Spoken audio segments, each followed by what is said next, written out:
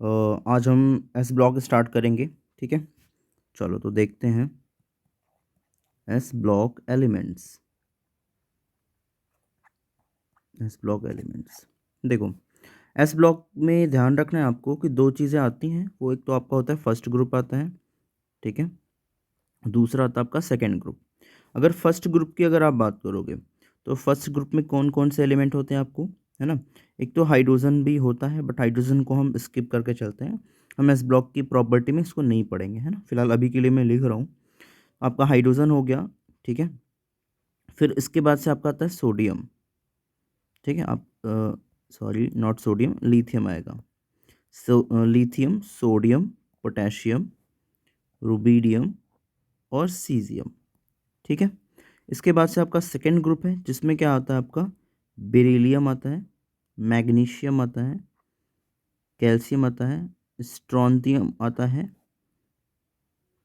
Barium आता है और रेडियम आता है, ठीक है। ये बात समझ आ गई होगी आपको, ठीक है। फिलहाल हमें जो प्रॉपर्टीज़ पढ़नी है, किन की पढ़नी है, देखो ये जो हमने राउंड कर रखा है इन्हीं की प्रॉपर्टी के बारे में हम देखेंगे, है ना, बेरियम तक की। समझ आ गई बात। तो यहाँ पे सीजियम के बाद फ्रेंसियम भी आता है ना, बट वो भी क्या होता है आपका रेडियो एक्टिव होता है। यहाँ पे फ्रेंसियम आता है, ठीक है। तो सीजियम और फ्रेंसियम है। तो अब यहाँ पे हम फ्रेंसियम और रेडियम की प्रॉपर्टी के बारे में डिस्कस नहीं करेंगे। और हाइड्रोजन के बारे में आपको पता है कि हाइड्रोजन आपका क्या है, कि हाइड्रोजन एक दोनों ही ग्रुप में रहता है। तो इसी वजह से क्या होता है, एक्चुअली इसको हम फर्स्ट ग्रुप और सेकंड ग्रुप दोनों में ही कैटेगराइज करते हैं। तो जिसकी वजह से हम इसकी प्रॉपर्टी के बारे में डिस्कस नहीं करेंगे, ठीक है। इसको एक आइसोलेटेड पोजीशन दिया गया है आपके एस पीरियोडिक टेबल में। तो उसके बारे में हम जब हाइड्रोजन चैप्टर पढ़ाएंगे या पढ़ेंगे तो उसको हम क्या करेंगे, डिस्कस करेंगे, ठीक है। तो फिलहाल के लिए आप यहाँ पे देखो, तो अभी हम यहाँ पे लिथियम से सीजियम की प्रॉपर्टी और बेरिलियम से बेरियम की प्रॉपर्टी, है ना, इनको डिस्कस करेंगे। सबसे पहले हम बात करते हैं इलेक्ट्रॉनिक कन्फिग्रेशन की। अगर आप इलेक्ट्रॉनिक कन्फिग्रेशन की बात करो, है ना, तो इलेक्ट्रॉनिक कन्फिग्रेशन का ध्यान रखना कि यहाँ पे जो फर्स्ट ग्रुप है ना, तो फर्स्ट ग्रुप है तो उसके जो इलेक्ट्रॉन होंगे, है ना, वो किस में जाएंगे, है ना, वो एस में जाएंगे। और एस में भी क्या होगा, कैसा इलेक्ट्रॉनिक कन्फिग्रेशन शो करेंगे, NS1। कैसा शो करेंगे, NS1। यानी लिथियम, सोडियम, पोटेशियम, रुबिडियम सबके ही जो क्या होंगे, लास्ट इलेक्ट्रॉन होंगे वो NS1, है ना, जैसे इलेक्ट्रॉनिक कन्फिग्रेशन को शो करेंगे। जैसे मैं आपको एग्जांपल देकर समझा देता हूँ। जैसे आपने लिथियम लिखा, लिथियम का एटॉमिक नंबर कितना होता है भाई, 3 होता है। तो इसका कन्फिग्रेशन करोगे तो क्या आएगा, 1s2, देन 2s1 आएगा, है ना। फिर सोडियम का करोगे तो सिमिलरली, सोडियम का सिमिलरली करोगे तो इसका 11 होता है एटॉमिक नंबर। तो इसका जो कन्फिग्रेशन होगा वो 1s2, 2s2 और 2p6 और 3s1, है ना। तो यू कैन सी हियर कि यहाँ पे आपको दिखने को मिल रहा है, यहाँ पे 2s1 हुआ, यहाँ पे 3s1 हो गया। ऐसे अगर पोटेशियम की बात करोगे तो पोटेशियम का यहाँ पे 4s1 आ जाएगा। एक एक शेल आगे बढ़ता जाएगा, 5s1 ऐसे। बात समझ आ रही है ना। यानी अगर आपको एक भी एलिमेंट का पता है कन्फिग्रेशन और आपको सारे एलिमेंट पता है तो उनको आप क्या कर सकते हो, बता सकते हो इस तरीके से कि इनका कन्फिग्रेशन या आउटर शेल कन्फिग्रेशन यही होगा, ठीक है। आउटर शेल यानी वैलेंस शेल इलेक्ट्रॉनिक कन्फिग्रेशन जानना क्यों जरूरी है, क्योंकि यही इलेक्ट्रॉन क्या होते हैं, बॉन्डिंग में टेक पार्ट करते हैं, है ना। कोई भी बॉन्ड बन रहा है हमारा या कोई भी कंपाउंड फॉर्म हो रहा है, मॉलिक्यूल बन रहा है, तो यही इलेक्ट्रॉन टेक पार्ट करते हैं, तो है ना। तो इसी वजह से आपको आउटर कन्फिग्रेशन या वैलेंस शेल, है ना, इलेक्ट्रॉनिक कन्फिग्रेशन जानना जरूरी है, ठीक है ना। इस तरीके से आप ग्रुप के बारे में आपको पता है। तो ग्रुप में क्या होते हैं, ग्रुप में एलिमेंट्स के जो वैलेंस इलेक्ट्रॉन होते हैं वो सेम है। तो उस तरीके से अगर आपके ग्रुप के एलिमेंट्स सारे पता है और एक भी एलिमेंट का कन्फिग्रेशन पता है तो आप इजीली बाकियों के प्रेडिक्ट कर सकते हो, ठीक है ना, इजी है। ऐसे अगर सिमिलरली अगर आप किसका देखोगे यहाँ पे, सेकेंड ग्रुप का देखोगे तो सेकेंड ग्रुप का क्या आएगा, यहाँ पे सेकेंड ग्रुप का आएगा NS2 आएगा। क्या आएगा, NS2, NS2 आएगा। तो अगर इनके कन्फिग्रेशन की बात करोगे, जैसे आपने बेरिलियम का एग्जांपल लिया, तो अगर आप बेरिलियम को देखो तो बेरिलियम का कितना होता है, 4 आता है। तो आप देखोगे इसका कन्फिग्रेशन 1s2, 2s2, 1s2 और 2s2, है ना। ये बात समझ आ रही होगी, ठीक है ना। ऐसे अगर आप बेरिलियम का प्रेडिक्ट कर लिया, अब आप मैग्नीशियम पे जा रहे हो तो मैंने क्या बोला आपसे, एक मूव करोगे तो एक सेल बढ़ेगा, यानी इसका 3s2 हो जाएगा। सिमिलरली कैल्शियम का कितना हो जाएगा, कैल्शियम का हो जाएगा 4s2 हो जाएगा, है कि नहीं। ऐसे सो ऑन। बात समझ आ रही कि नहीं आ रही। तो इसको ध्यान रखना। तो इस तरीके से क्या कर सकते हो, इलेक्ट्रॉनिक कॉन्फ़िगरेशन लिख सकते हो। साथ में आप क्या कर सकते हो, जैसे अभी क्या है यहाँ पे मैग्नीशियम का 12 होता है, तो नियॉन, हीलियम और उसके पहले है ना हीलियम, नियॉन है ना, आर्गन, ये सारे आपके क्या होते हैं, नोबल गैसेज़ आते हैं। तो इनके आप नोबल गैसेज़ है, नोबल गैस इलेक्ट्रॉनिक कॉन्फ़िगरेशन को भी बता सकते हो। जैसे आपने क्या लिख दिया यहाँ पे, नियॉन लिख दिया, है ना। तो बाकी डिटेल में हमने पीरियोडिक प्रॉपर्टीज़ में पढ़ा है ना, आप वहाँ से चेक कर लेना, ठीक है। तो अभी ये बात समझ आ गई यहाँ तक। तो ये हो गया हमारा इलेक्ट्रॉनिक कॉन्फ़िगरेशन। अब हम क्या करेंगे, प्रॉपर्टीज़ पे आएँगे, है ना। तो अब इनकी कुछ फिजिकल प्रॉपर्टीज़ और केमिकल प्रॉपर्टी के बारे में डिस्कस करेंगे। और एक चीज़ और, मैं अलग-अलग यहाँ पे नहीं बता रहा हूँ कि आपको अलग से फर्स्ट ग्रुप का पूरी प्रॉपर्टी बताया, फिर सेकंड ग्रुप की बताया, नहीं। एक साथ मैं बता दे रहा हूँ, जिससे आपको कंपैरेटिवली एक है ना चीज़ें डायरेक्टली पता चल जाएँ, है ना। बात समझ आ गई कि नहीं आ गई? तो ये थोड़ा ईज़ी भी रहेगा, ठीक है, कि आप डायरेक्ट दोनों की प्रॉपर्टी एक साथ देख पा रहे हो, है ना। तो एक साथ हम पैरेलल में ही सारी प्रॉपर्टी पढ़ते जाएँगे, है ना। तो सबसे पहले जो प्रॉपर्टी आती है वो आती है हमारी atomic size and ionic radii, मतलब एटॉमिक साइज़ एंड रेडियाई आप कह लो, ठीक है। आप एटॉमिक साइज़ में एटॉमिक रेडियाई या आयन आयन में आयन की रेडियाई, है ना, दोनों ही डिस्कस कर सकते हैं, है ना। सेम पैटर्न पे होगा। देखो सबसे पहले बात करते हैं यहाँ पे atomic size, atomic size and radii, ठीक है। और हम आयनिक साइज़ की भी बात कर लेंगे इसमें, है ना, दोनों की बात कर लेंगे। देखो ये जनरल ट्रेंड पे ही फॉलो होते हैं, है ना। अब एज एज यू नो कि डाउन द ग्रुप जाते हैं तो क्या होता है, साइज़ बढ़ती है। तो डाउन द ग्रुप जाओगे तो साइज़ बढ़ेगी ऑब्वियसली, यहाँ पे भी, है ना। कोई भी यहाँ पे एक्सेप्शनल पॉइंट नहीं होगा, ठीक है। तो जैसे जैसे आपके साइज़ बढ़ेगी, है ना, एटॉमिक साइज़ और रेडियाई भी बढ़ेगी। बात समझ आ गई। और सेम पैटर्न आयंस में भी होगा। तो ये बहुत ही आसान है ना। तो आप क्या बोलोगे यहाँ पे, क्या लिखोगे, size increases, size increases moving down the group, ठीक है। साइज इंक्रीज करता है डाउन द ग्रुप जाने पे। तो देखो जैसे आपने क्या ले लिया यहाँ पे, लिथियम हो गया, फिर आपका क्या होगा, सोडियम हो गया, पोटेशियम हो गया, है ना, रुबिडियम हो गया और सीजियम हो गया। अगेन हम यहाँ पे फ्रेंसियम की बात नहीं करेंगे, है ना।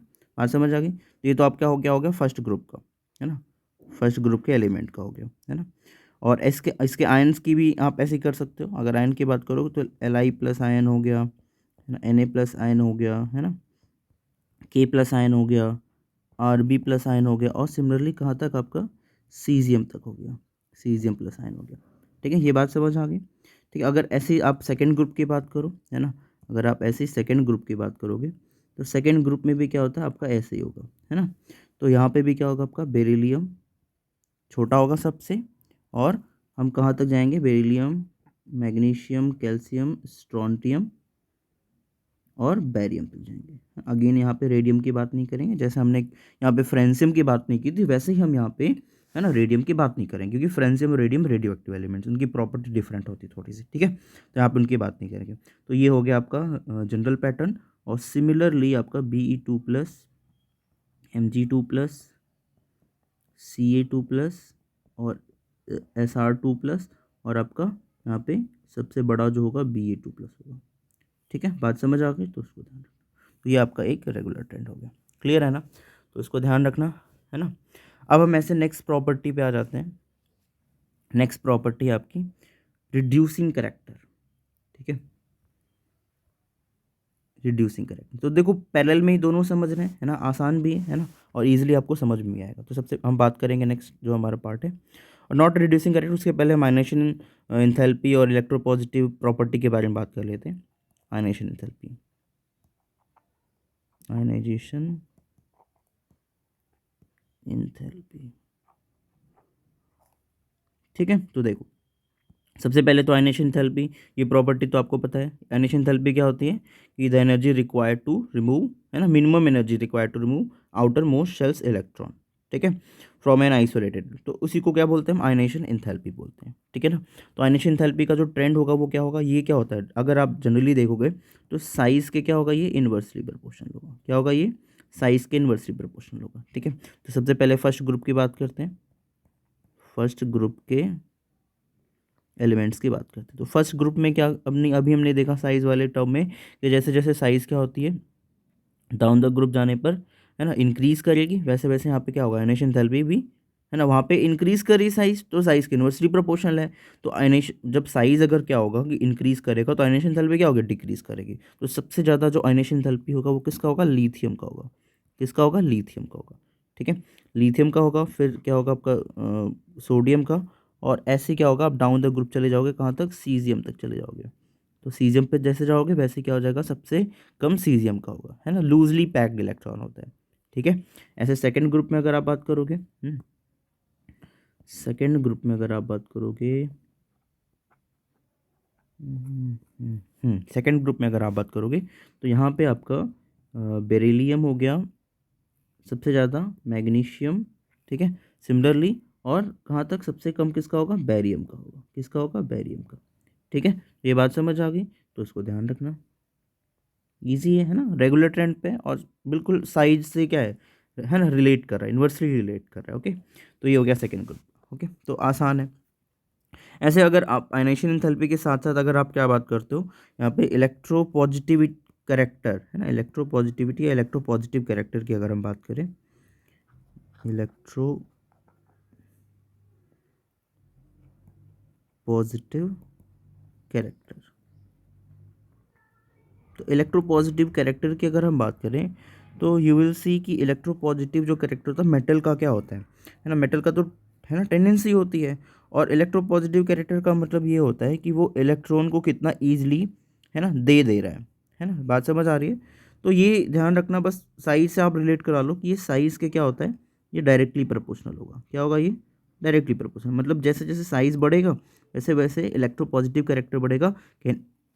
सॉरी, कहने का मतलब ये है कि जैसे जैसे साइज़ बढ़ेगा ना वैसे इलेक्ट्रॉन देने की टेंडेंसी बढ़ेगी, है ना।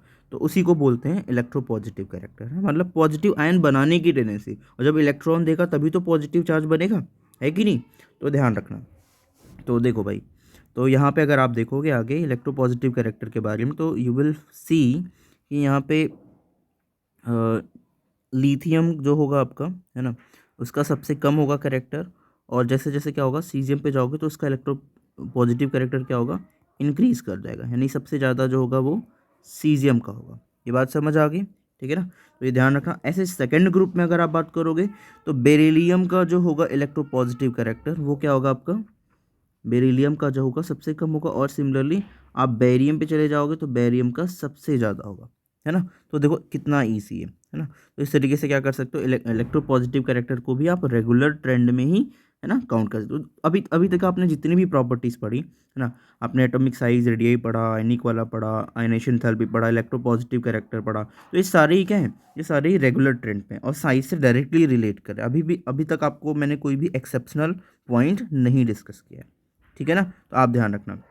और आयनेशन एंथैल्पी के बेसिस पे एक पॉइंट आप ध्यान रखना कि सीजियम को हम क्या करते हैं, यूज़ करते हैं। यहाँ पे एक पॉइंट मैं कर दे रहा हूँ नोट कि सीजियम जो होता है आपका वो क्या होता है कि वो, है ना, फोटो इलेक्ट्रिक इफेक्ट में यूज़ होता है ना। Caesium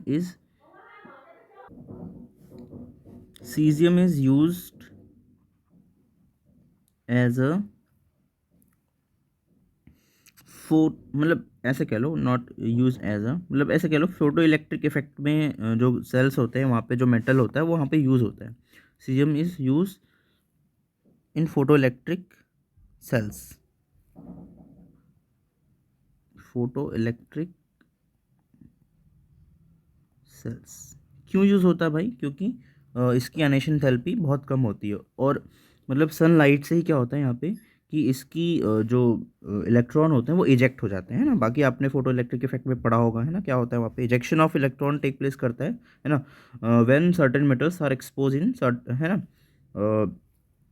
sunlight. ओके, तो अभी बात समझ आ गई। तो क्यों यूज़ होता है ये भी समझ आ गया, क्योंकि अभी आपने देखा कि एनेशन थेरेपी सीजम की सबसे कम है। तो सीजम की सबसे कम है तो यानी लाइट से क्या होगा, वो उसके इलेक्ट्रॉन ईजिली इजेक्ट हो जाएगी। ठीक है, फाइन। तो यहाँ तक बात समझ आ गई होगी। अब आगे बढ़ते हैं। हमने इलेक्ट्रो पॉजिटिव डिस्कस कर लिया। अब हम बात करेंगे यहाँ पे डेंसिटी की बात करेंगे। ठीक है, नेक्स्ट जो पॉइंट हमारा डेंसिटी का है। डेंसिटी देखो भाई, डेंसिटी का थोड़ा ध्यान रखना, इसमें कुछ एनॉमलस बिहेवियर आपको देखने को मिल सकते हैं, है ना। देखो, अगर सबसे पहले ग्रुप की बात करें, है ना, तो पहले ग्रुप में जो, देखो डेंसिटी क्या है कि डाउन द ग्रुप जाओगे तो साइज़ जैसे जैसे क्या होगा, बढ़ेगा, वैसे वैसे चीज़ें डेंस हो जाती हैं, है ना। बट इसके अलावा बहुत सारे फैक्टर पे डिपेंड करता है ना। तो डेंसिटी, है ना, जैसे अब साइज़ बढ़ रही है, बीच में कहीं चेंजेस आ गए, आपका स्क्रीनिंग इफेक्ट, है ना, के इफेक्ट से क्या हो गया, वहाँ पे बीच में चेंजेस आ सकते हैं, है ना। तो देखो, वैसे होना क्या चाहिए कि डाउन द ग्रुप जाने पर, है ना, जैसे लिथियम से आप कहाँ जा रहे हो, सीजियम पे जा रहे हो, है ना। जैसे मान लो आपने लिथियम से आपको सीजियम पे जाना है, तो लिथियम यहाँ पे लिथियम, सोडियम, पोटेशियम, है ना, रुबीडियम और सीजियम, ठीक है। होना तो चाहिए ये ट्रेंड, बट यहाँ पे बीच में एक एनॉमलस आता है बिहेवियर, वो होता है सोडियम पोटेशियम में, ठीक है ना। सोडियम पोटेशियम में यहाँ पे क्या होता है कि 3D ऑर्बिटल के अचानक से आ जाने की वजह से जो वॉल्यूम इंक्रीमेंट होता है बहुत ही एब्रप्टली, यानी बहुत ही फास्ट से होता है ना। तो जिसकी वजह से यहाँ पे क्या होता है कि यहाँ पे थोड़े से चेंजेस आ जाते हैं। तो ये जो ट्रेंड होता है ये गलत हो जाता है ना। आप इसको ना करके यहाँ पे क्या करते हो, लिथियम के बाद से जो होता है पोटेशियम की डेंसिटी थोड़ी ज़्यादा हो जाती है एज़ कम्पेयर टू सोडियम। तो यहाँ पे पोटेशियम को पहले लिख लेते हैं, फिर आपका क्या हो गया, है ना, सोडियम आ गया। तो बाकी सारा जो ऑर्डर है वो सेम रहता है ना, बाकी जो सारा ऑर्डर है वो सेम रहता है। बात समझ आ गई, तो ध्यान रखना। तो ये हो गया आपका फर्स्ट ग्रुप का, है ना, ये फर्स्ट ग्रुप का हो गया, ठीक है। सिमिलरली अगर आप यहाँ पे देखोगे, सेकेंड ग्रुप की बात करोगे, तो सेकेंड ग्रुप में रेगुलर ट्रेंड होना चाहिए, बट रेगुलर ट्रेंड को सेकेंड ग्रुप में भी नहीं फॉलो करता है। यहाँ पे सबसे ज़्यादा जो होता है कैल्शियम का हो जाता है ना। कैल्शियम, मैग्नीशियम, अब देखो ये थोड़ा सा प्रैक्टिकल पॉइंट है, तो इसको आपको एज इट इज़ ध्यान रखना पड़ेगा, है ना, एज इट इज़ ध्यान रखना पड़ेगा, है ना। इसका रीज़न है ना, बट क्या है कि आप अप्लाई नहीं कर सकते डायरेक्टली, है ना, आप फिर इसको इस पॉइंट को लर्न करना पड़ेगा, है ना। तो सेकेंड ग्रुप का जो डेंसिटी का ऑर्डर है वो ये है, यानी कैल्शियम की डेंसिटी सबसे ज़्यादा होती है एज़ कम्पेयर टू मैग्नीशियम, है ना, ठीक है। तो कैल्शियम, मैग्नीशियम वैसे होना चाहिए, क्या होगा, सबसे कम बेरिलियम, अब बेरिलियम का सबसे ज़्यादा हो जाता है, ये पॉइंट ध्यान रखना है यहाँ पे। बेरिलियम का ही थोड़ा सा सबसे ज़्यादा हो जाता है, देखो, मतलब यहाँ पे देख सकते हो आप कि बेरिलियम का जो है सबसे कम होना चाहिए, है ना, बेरिलियम का सबसे कम होना चाहिए, बट यहाँ पे बेरिलियम का यहाँ पे क्या है, सबसे ज़्यादा हो गया, है ना। बात समझ आ रही है। तो इस पॉइंट को आप ध्यान रख सकते हो कि देखो यहाँ पे बेरिलियम का सबसे ज़्यादा हो गया, है ना। तो रीज़न यहाँ पे यही है, सेम पॉइंट है यहाँ पे कि कैल्शियम, मैग्नीशियम और यहाँ पे जो भी पॉइंट्स हैं इनको आप ऐसे डायरेक्टली समझ सकते हो। देखो यहाँ पे पोटेशियम और सोडियम का तो रीज़न आपका सेम है, बाकी वहाँ पे भी सेम रीज़न लिख सकते हो, है ना, सेम रीज़न लिख सकते हो। मैं रीज़न यहाँ पे राइट डाउन कर दे रहा हूँ जिससे आपको प्रॉब्लम ना हो। देखो रीज़न जो होगा यहाँ पे वो ये होगा, due to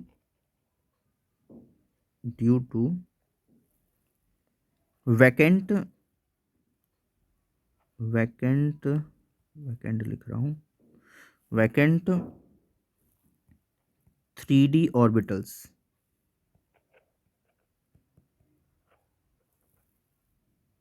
due to vacant 3D orbitals there is abrupt increase in volume, तो जिसकी वजह से डेंसिटी फ्लक्चुएट होती है। समझ आ गई बात, डेंसिटी क्या होती है, कम हो जाती है ना। यहाँ पे देख सकते हो कि यहाँ पे वैसे तो सबसे कम सोडियम की होनी है, बस पोटेशियम हो गया, और सेकेंड वाले ग्रुप में आप देख रहे हो कैल्शियम की डेंसिटी कम हो गई, है ना, मैग्नीशियम की है ना यहाँ पे, और बेरिलियम। तो यहाँ पे ट्रेंड देखो, बेरिलियम की सबसे ज़्यादा होगी, कैल्शियम और मैग्नीशियम से यहाँ पे डेंसिटी ज़्यादा होगी, ठीक है ना। तो ये ध्यान रखना, ओके। तो ये पॉइंट हो गया। आप ऑर्डर जरूर ध्यान रखना, सेकेंड ग्रुप का भी सबसे ज़्यादा बेरियम का होगा, बट यहाँ पे ट्रेंड जो है यहाँ पे थोड़ा सा सिमिलर नहीं मिल रहा है, नॉट रेगुलर, और यहाँ पे आपका सोडियम और पोटेशियम का मिल रहा है, तो ये चीज़ ध्यान रखना, ठीक है। तो ये पॉइंट हो गया, तो ये हो गया आपका डेंसिटी से रिलेटेड, ठीक है। चलो, तो अब हम आगे बढ़ते हैं। अब हम बात करेंगे यहाँ पे रिड्यूसिंग कैरेक्टर के बारे में, ठीक है। रिड्यूसिंग कैरेक्टर के बारे में बात करेंगे। देखो, अगर रिड्यूसिंग कैरेक्टर की बात करो, रिड्यूसिंग कैरेक्टर, रिड्यूसिंग कैरेक्टर क्या होता है भाई, है ना। पहले तो आपको रिड्यूसिंग कैरेक्टर या रिड्यूसिंग पावर, है ना, ये दोनों पॉइंट्स को आप समझो, ठीक है। रिड्यूसिंग कैरेक्टर या रिड्यूसिंग पावर की बात करेंगे, है ना। रिड्यूसिंग पावर क्या होता है, अगर आपको याद हो कि रिड्यूसिंग पावर या रिड्यूसिंग एजेंट क्या होते हैं, तो रिड्यूसिंग एजेंट या रिड्यूसिंग पावर वो एजेंट होते हैं जिनका ऑक्सीडेशन आसानी से होगा। ऑक्सीडेशन आसानी से मतलब, ये ऑक्सीडेशन का मतलब क्या होता है कि इलेक्ट्रॉन लूज ईजिली कैसे करते हैं, है ना। तो अब आप क्या देख रहे हो यहाँ पे कि डाउन द ग्रुप जा रहे हो जब, है ना, तो डाउन द ग्रुप जब भी जाओगे तो यहाँ पे क्या मिलेगा आपको, वहाँ पे आपका इलेक्ट्रॉन ईजिली कौन वहाँ पे लूज़ कर देता है ना, वहाँ पे लूज़ कर देता है आपका सीजियम। बात समझ आ रही है, वहाँ पे इलेक्ट्रॉन जो लूज़ कर रहा है ईजिली वो सीजियम कर रहा है। बट क्या होता है कि यहाँ पे रिड्यूसिंग प्रॉपर्टी या रिड्यूसिंग पॉइंट जो है ना, ये यहाँ से रिलेटेड नहीं है ना, कि आप इलेक्ट्रॉन लूज़ कराने के बेसिस पे, क्योंकि रिएक्टिविटी भी डिपेंड करती है ना वहाँ पे, यहाँ पे रिएक्टिविटी पॉइंट भी यहाँ पे मैटर करता है। इसी वजह से आप डायरेक्टली रिड्यूसिंग करेक्टर को या रिड्यूसिंग पावर को आप इलेक्ट्रॉन डोनेटिंग टेंडेंसी से आप रिलेट नहीं करा सकते यहाँ पे डायरेक्टली, है ना। यहाँ पे एक पार्ट है आपका इलेक्ट्रोड पोटेंशियल, और यहाँ पे जो भी, है ना, इलेक्ट्रोड पोटेंशियल की वैल्यू आती है ना, हर मेटल की, तो उसके बेसिस पे होते हैं, है ना। तो दोनों चीज़ें मैटर करती हैं, उसके बेसिस पे हम फाइंड आउट करते हैं। तो ये सारी चीज़ें आप थोड़ा सा डिटेल में पढ़ोगे, है ना, ट्वेल्थ में पढ़ोगे, है ना, इलेक्ट्रोकेमिस्ट्री पार्ट में। फिलहाल के लिए आप चीज़ ध्यान रखो कि लिथियम सबसे अच्छा रिड्यूसिंग एजेंट होता है पूरे पीरियोडिक टेबल में, और फ्लोरीन सबसे अच्छा ऑक्सीडाइजिंग एजेंट होता है। हाँ, समझ आ रही है। लिथियम जो होता है सबसे पावरफुल होता है, ठीक है ना। तो देखो, याद करने का तरीका बहुत आसान है। देखो, आपको अगर एक, देखो रिलेट कैसे कैसे ध्यान रखना है, ये पॉइंट आपको ज़रूर सीखना पड़ेगा। देखो, जैसे आपने क्या देखा यहाँ पे कि मैंने आपको बोला कि एक जनरल ट्रेंड के हिसाब से क्या होना चाहिए, लिथियम का सबसे कम होना चाहिए। लिथियम के बाद सोडियम, फिर पोटेशियम, है ना, फिर रुबीडियम, है ना, फिर क्या होगा आपका सबसे ज़्यादा सीजियम का होना चाहिए, ठीक है ना। बट क्या होता है यहाँ पे, एक बस एक पॉइंट चेंज हो जाता है, वो है आपका यहाँ पे कि सीज़ियम यहाँ पे नहीं होता है, यहाँ पे सीज़ियम नहीं होता है, सीज़ियम का सबसे ज़्यादा हो जाता है, बस यही चेंजेस आते हैं, बाकी सेम ट्रेंड पे हैं। यानी आपका सोडियम का सबसे कम होगा, पोटेशियम, रुबीडियम, है ना, और सीज़ियम का, और सबसे ज़्यादा लिथियम का हो जाता है। बात समझ आ रही है। तो लिथियम का यहाँ पे हो जाता है ना, तो ये चीज़ जब आप क्या करते हो, इलेक्ट्रोड पोटेंशियल वैल्यू निकालते हो, है ना, निकालने का तरीका डिफरेंट, हम हाइड्रोजन अलग अलग सेल बनाते हैं, उस तरीके से सीखते हैं। तो थोड़ा सा डिटेल में नहीं जाएंगे, है ना, फिलहाल के लिए आप इतना ही ध्यान रखो। लिथियम का सबसे ज़्यादा आता है, तो लिथियम का सबसे ज़्यादा होगा। बाकी सोडियम, पोटेशियम, रुबिडियम, सीजियम सारे रेगुलर ट्रेंड को फॉलो करेंगे यहाँ पे। क्लियर है ना। तो ये चीज़ ध्यान रखना है ना। बाकी सेकंड ग्रुप की अगर आप बात करोगे, है ना, तो सेकंड ग्रुप में आपका रेगुलर ट्रेंड मिलेगा ना, वहाँ पे कोई भी एनॉमलस बिहेवियर नहीं मिलेंगे। तो आप एक चीज़ आप सारे ध्यान रखना कि बहुत सारी चीज़ें ना प्रैक्टिकल पॉइंट्स पे बेसिस पे होती हैं, है ना, प्रैक्टिकल पॉइंट्स पे बेसिस होती है, उसका अलग रीज़न होता है ना। तो फिलहाल आप यहाँ पे ये पॉइंट ऐसे एज इट इज़ ध्यान रखो। सेकंड ग्रुप में कोई भी इनॉमलेस चेंजेस नहीं है ना। यहाँ पे आप डायरेक्टली बेरिलियम सबसे कम होगा, और उसके बाद से मैग्नीशियम, जो आपको इलेक्ट्रॉन डोनेट करने की टेंडेंसी बताई ना, कि जैसे जैसे साइज़ बढ़ता है वैसे वैसे क्या होता है, वैसे वैसे रिड्यूसिंग कैरेक्टर भी बढ़ेगा, है कि नहीं, क्योंकि ऑक्सीडेशन ईजिली हो जाएगा। उसी के बेसिस पे कर सकते हो यहाँ पे कंक्लूड, है ना। यहाँ पे भी सेम पैटर्न पे था, बट लिथियम का बस एक्स्ट्रा मतलब अलग है थोड़ा सा, ठीक है। यहाँ पे कैल्शियम हो गया, स्ट्रोंटियम हो गया, और बेरियम हो गया। तो बात समझ आ गई कि नहीं आ गई, तो उसको ध्यान रखो, इसका रेगुलर ट्रेंड, तो ये सेकेंड ग्रुप का आपका रेगुलर ट्रेंड है, ठीक है। तो ये पॉइंट आपका ईसी है ना। तो इस तरीके से हमने रिड्यूसिंग पावर या रिड्यूसिंग करेक्टर को डिस्कस कर लिया, तो आप इसको ध्यान रखना। अब हमारा जो नेक्स्ट पार्ट है वो है हमारा हाइड्रेशन, है ना, हाइड्रेशन वाला पॉइंट है।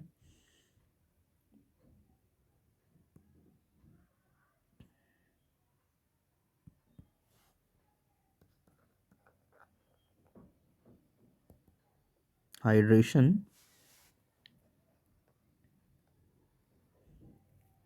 इंथैल्पी, ठीक है। देखो, हाइड्रेशन इंथैल्पी क्या होती है, पहली चीज़ ध्यान देखते हैं, समझते हैं। देखो, जब भी क्या करते हो आप मेटल, है ना, मेटल को या मेटल सॉल्ट को जब भी वाटर में डिज़ोल्व करते हो, है ना, तो जो भी इनके आयंस के थ्रू सॉल्ट बनता है ना, या ये आयन के फॉर्म में आते हैं, है ना, तो उसके पे डिपेंड करता है ना। यानी उसको डालने के बाद से कितनी ज़्यादा क्या होती है कि इंथैल्पी हीट के फॉर्म में बाहर आती है और वाटर के साथ बॉन्ड बनता है ना। तो यहाँ पे जनरली आपको आयनिक बॉन्ड बनते हुए दिखेगा, है ना। तो यहाँ पे जो बॉन्ड बनता है उसके बेसिस पर हाइड्रेशन इंथैल्पी को हम, है ना, यहाँ पे समझते हैं, ठीक है। और फिलहाल के लिए अगर आप डायरेक्ट इस पॉइंट को समझना चाहते हो तो आप डायरेक्टली याद रखो कि जो हाइड्रेशन इंथैल्पी होती है वो साइज़ के क्या होती है, इन्वर्सली प्रोपोर्शनल होती है ना। साइज़ के इन्वर्सली प्रोपोर्शनल होगी, यानी ये जो होगा आपका साइज़ के इन्वर्सली प्रोपोर्शनल होगा। तो साइज़ का आपको अगर ट्रेंड पता है तो आप इसके भी ट्रेंड को बहुत ईजिली बता सकते हो। साइज़ का ट्रेंड आपको मैंने, तो ये हाइड्रेशन एंथैल्पी क्या होता है, साइज़ के इन्वर्सली प्रोपोर्शनल होता है, ठीक है ना। अगर आप अब यहाँ पे आप कभी भी ध्यान रखना, क्योंकि ये आयन में डिसोसिएट हो जाता है, तो आयन्स की ही हाइड्रेशन एंथैल्पी के बारे में आप यहाँ पे समझोगे, ठीक है ना। तो देखो यहाँ पे जो लिथियम होगा वो होगा आपका, उसकी हाइड्रेशन एंथैल्पी जो होगी सबसे ज़्यादा होगी। फिर उसके बाद से सोडियम हो जाएगा, फिर उसके बाद से आपका यहाँ पे सो ऑन, सबसे कम जो होगा सीजियम का होगा, ठीक है। सिमिलरली अगर आप देखोगे सेकेंड ग्रुप का, सेकेंड ग्रुप की अगर आप बात करोगे तो सेकेंड ग्रुप में भी क्या होगा, ऐसे ही ऑर्डर होगा, ठीक है। ऐसे ही ऑर्डर होगा, यहाँ पे बेरिलियम होगा सबसे ज़्यादा, फिर आपका सबसे कम जो होगा वो बेरियम का होगा, है ना। ये बात आपको समझ आ गई होगी, ठीक है। तो इसको ध्यान रखना। अब देखो ज़रा, वैसे मैं हाइड्रेशन एंथैल्पी और कुछ पॉइंट्स है जैसे रिड्यूसिंग कैरेक्टर वगैरह हो गया, थोड़ा सा मैं आपको डिटेल में समझा दूंगा, है ना, क्लासेस जब लूँगा तो, ठीक है। फिलहाल तो आप एक पॉइंट जो पर्टिकुलर जो मेम है ना, मेमोराइजिंग पॉइंट्स है, उसको थोड़ा सा आप ध्यान रखो, ठीक है। तो ये हो गया। आप एक पॉइंट और यहाँ पे ध्यान रख सकते हो, वो है क्या, कि जो हाइड्रेशन एंथैल्पी है वो क्या है आपका, कि चार्ज डेंसिटी के क्या होता है, डायरेक्टली प्रोपोर्शनल होता है ना। चार्ज साइज कह लो आप, चार्ज साइज के, है ना, डायरेक्टली प्रोपोर्शनल होता है ना। लिथियम पे जो देखो यहाँ पे जो आपका फर्स्ट ग्रुप में है सब पे +1 चार्ज है, बट क्या चार्ज जो साइज़ है इसका सबसे क्या है, लिथियम का यहाँ पे क्या होगा, ज़्यादा होगा, है ना, चार्ज डेंसिटी ज़्यादा होगी, है ना। आप चार्ज साइज़ की वजह से आप के अलावा आप चार्ज डेंसिटी कह सकते हो यहाँ पे, कि चार्ज डेंसिटी के जो होगा ये डायरेक्टली प्रोपोर्शनल होगा। बात समझ आ गई। तो ये पॉइंट ध्यान रखना। तो ये हो गया आपका हाइड्रेशन एंथैल्पी, ठीक है ना। तो ये आपका हाइड्रेशन एंथैल्पी वाला पॉइंट हो गया। अब हम आते हैं नेक्स्ट पॉइंट पे, वो है हमारा melting point and boiling point के बारे में बात करेंगे, ठीक है ना। Melting point and boiling point के बारे में बात करेंगे। Melting point and boiling point, ठीक है। देखो इसका भी थोड़ा सा ट्रेंड अलग है ना। ये भी क्या है कि कुछ केसेस में आपको रेगुलर मिलेगा, बट कुछ केसेस में आपको रेगुलर नहीं मिलेगा, है ना। तो देखो